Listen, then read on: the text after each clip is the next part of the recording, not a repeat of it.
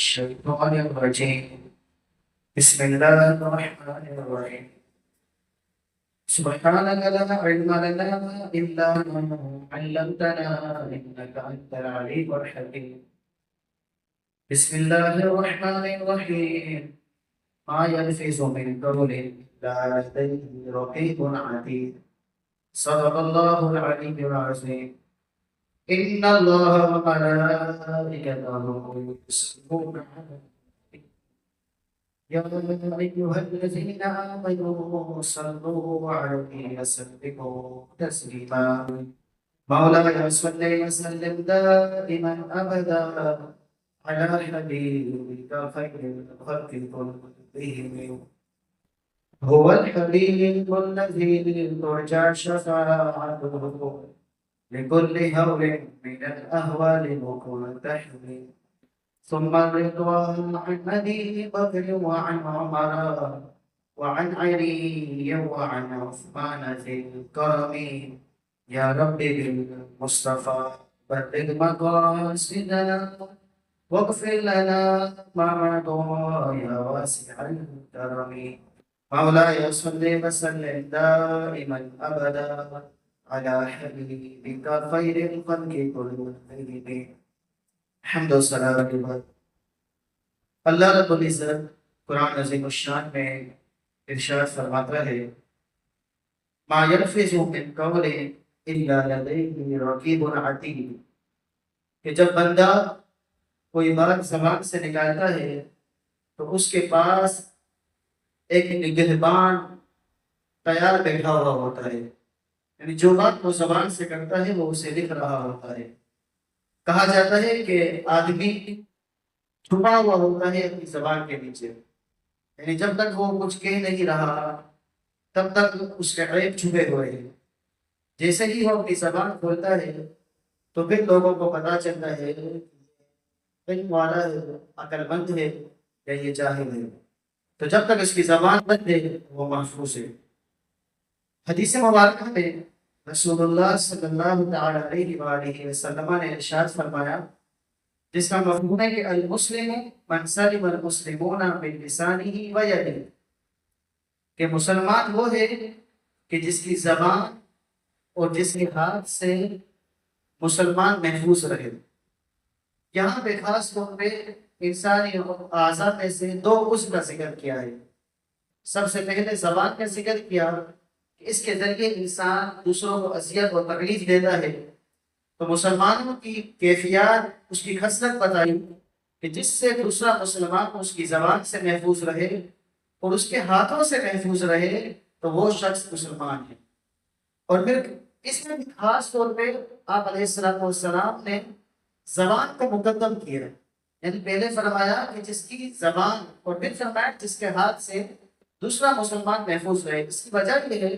جو علماء بیان فرماتے ہیں کہ زبان کی اذیت وہ ہاتھوں کی اذیت کے مقابلے میں زیادہ ہے،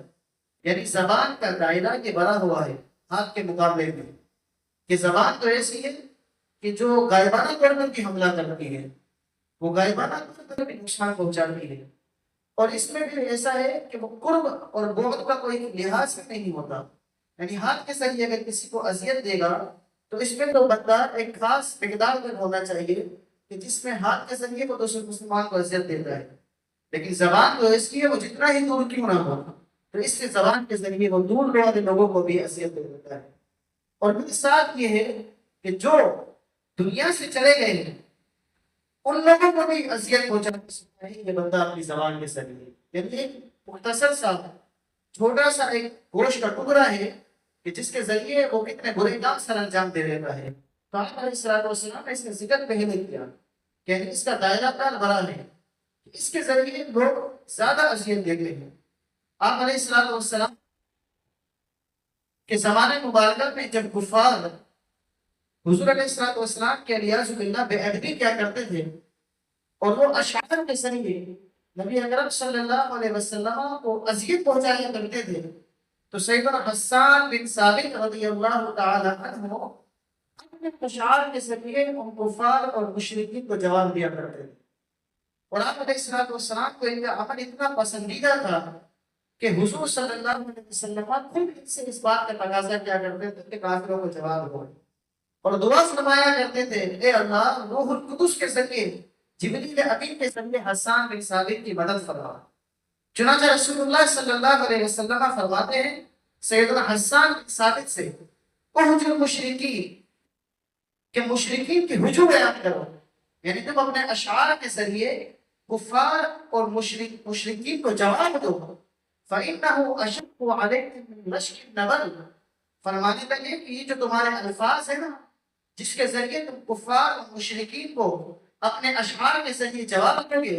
ایک تیر مارنے والا جو تیر کے ذریعے نقصان پہنچاتا ہے اس سے زیادہ تمہارے اشعار میں نقصان پہنچاتے ہیں۔ یعنی یہ الفاظ اتنی طاقت رکھتے ہیں کہ بندہ زبانی طور پہ بھی جہاد کرتا ہے اور ہاتھوں میں ذریعے بھی جہاد کرتا ہے، تو آپ علیہ السلام نے حضرت حسان بن ثابت کے اشعار کو، ان کے الفاظ کو تیر اندازے سے بھی زیادہ سخت قرار دیا کہ وہ مشرکین کے دلوں میں جا کے بیٹھتے ہیں، کہ جب مشرکین اپنے بارے میں اس طرح کی باتیں سنتے ہیں۔ مشہور شعر ہے عرب کا کہ جراحات السنان لہتیاں، نیزوں کے زخم تو ایسے ہوتے ہیں جو بھر جاتے ہیں، لیکن وہ زخم جو زبان کے ذریعے دی جاتے ہیں وہ بھرتے نہیں ہیں۔ لیکن مسلمان کے اسلام نے یہ تربیت کی ہے کہ وہ اپنی زبان کو سوچ اور سمجھ کے استعمال کرے، کہ کہیں ایسا نہ ہو کہ اس کی زبان کے ذریعے کسی مسلمان کا دل دکھ جائے گا، کہ جہاں میں ضرورت ہی نہیں ہے، جہاں شریعت نے اس کو کہا ہی نہیں ہے، ہاں جہاں ضرورت ہے کہ جو علماء ہیں یا جو اساتذہ ہیں جو والدین ہیں، تو وہاں پہ انہیں بسا اوقات اولاد کی تربیت کے لیے ضرورت پڑتی ہے سخت الفاظ استعمال کرنے کی، تو وقت ضرورت ہے، اور جہاں ضرورت نہیں تو پھر بلا وجہ شریعت مطہرہ اس بات کی اجازت نہیں دیتی ہے کہ وہ کسی مسلمان کو نقصان پہنچائے۔ بخاری شریف کی حدیث مبارکہ ہے رسول اللہ صلی اللہ تعالی علیہ وآلہ وسلم ارشاد فرماتے ہیں من یضمن لی ما بین لحییہ، جو مجھے ان دو جبروں کے درمیان کی ضمانت دے دے، یعنی کہ زبان، اور وما بین رجلیہ، اور وہ چیز جو دو پاؤں کے درمیان میں ہے اس کی ضمانت دے دے، یعنی جو زبان اور شرمگاہ کی رسول اللہ علیہ السلام ارشاد فرماتے ہیں جو مجھے اس کی ضمانت دے دے اضمن لہ الجنہ، تو میں اسے جنت کی ضمانت دیتا ہوں، یعنی میں اس کا داخلہ جنت میں اس کا داخلہ کرواؤں گا۔ رسول اللہ علیہ السلام نے یہ حدیث بیان فرمائی۔